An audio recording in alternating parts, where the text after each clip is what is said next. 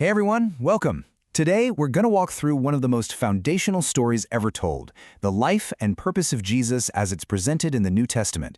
It's a story that's so deep and has so much to it, so I thought we could just break it down together. So let's just dive right in with a question that I'm sure a lot of you have thought about at some point. If it's one story about one person, why in the world are there 4 different accounts of it? And it's a fantastic question, and the answer, well, it's actually pretty beautiful. Maybe the best way to think about it is like this. Picture a brilliant diamond. Each side, each facet isn't a separate diamond, right? It's just a different angle that catches the light in its own unique way. And you really need all of them to see the full, breathtaking brilliance of the stone. So that idea of a diamond really leads us perfectly into our first section here. We're going to look at how these 4 unique portraits, Matthew, Mark, Luke, and John, how they all work together to give us this incredibly rich, complete picture of who Jesus is. So why 4? Well, first off, it's about having multiple witnesses. In any situation, that adds so much weight and authenticity, right? It shows these weren't just made-up stories. It also lets us see these different, facets of his character. And maybe the most beautiful part is that it shows this message of hope. It's for everyone, no matter who you are or where you come from. Okay, and this is where it gets super interesting. You can see how each gospel has a unique focus. Matthew presents Jesus as the Lion of Judah, the powerful, promised king that the Jewish people had been waiting for centuries.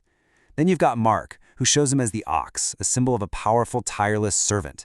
This would have made so much sense to the Romans, who are all about action and getting things done. Luke gives us this incredible portrait of Jesus as the perfect man.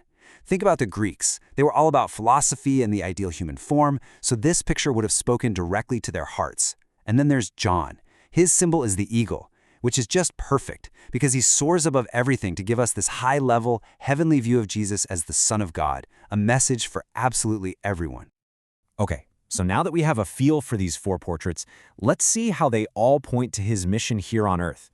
Because, his time here wasn't just about sharing amazing teachings.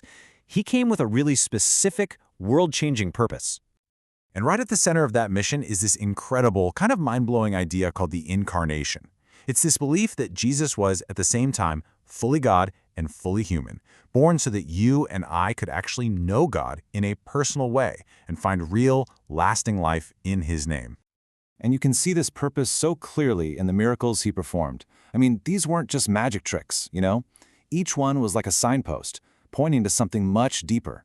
When he turned water into wine, it was all about his power to bring new life and joy. Healing the sick showed he has power over all the brokenness that comes from sin. Calming the storm showed he can bring peace right into the middle of the chaos in our world and in our lives. And raising the dead, well, that was the ultimate statement, showing that he has absolute power over death itself.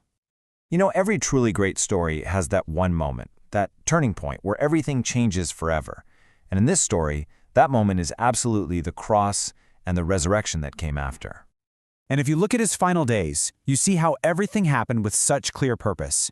It started with the deep connection of the Last Supper, where he established a new promise. From there, he went to Gethsemane, to a moment of total surrender and prayer. Then came the injustice of the trials, which led to the ultimate act of sacrifice on the cross. And then, of course, the ultimate victory of the resurrection.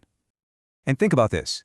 Even in that moment of unimaginable pain on the cross, his words showed a kind of love and forgiveness that's just, honestly, it's breathtaking. To forgive the very people who are hurting you, that's a whole different level of love. So it's so important to get this. The cross wasn't just an execution. It was an event packed with spiritual meaning. First, it's seen as a substitute, the idea that he took the penalty that we deserved. It was also like, that thick veil in the temple that separated people from God?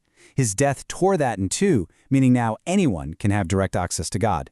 And finally, it was this huge victory. It defeated the power of evil and the finality of death. But, of course, the story doesn't end there, at the cross. The fact that he rose from the dead 3 days later, that's presented as the ultimate proof of who he said he was. It's really the cornerstone of the whole thing, offering this promise of a completely new kind of life to anyone who believes. So you might be wondering, what happened after he went back to heaven? Did the story just stop? Not at all. In fact, his work just moved into a new phase. From heaven, the story tells us he's still at work for us in a few really key ways. He sent the Holy Spirit to be with us, to empower us and guide us. like a constant friend and helper, right here on earth. He also acts as our high priest, which just means he's always speaking to God on our behalf, kind of like our advocate. And he's preparing a place for us, a future home for everyone who follows him. And that brings us to the final chapter of this amazing story, the promise that this isn't the end. One day, he's coming back to make everything new. The New Testament actually lays out a kind of roadmap for how the rest of the story unfolds. It starts with what's called the rapture, a reunion for believers with Jesus. That's followed by a really difficult time on earth called the tribulation. But then comes his glorious return to set up his kingdom, which leads into what's known as the millennial kingdom, 1,000 years of peace. After that, a final judgment, where all wrongs are finally made right, and it all culminates in this beautiful picture of a new heaven and a new earth, a perfectly restored creation. And the ultimate promise, the end of the story, is one of just incredible hope. Just imagine that for a second. A world with no more tears, no more death, no more pain, where everything broken is finally made new and whole forever. That's the ultimate promise. So as we wrap this up, I just want to leave you with something to think about.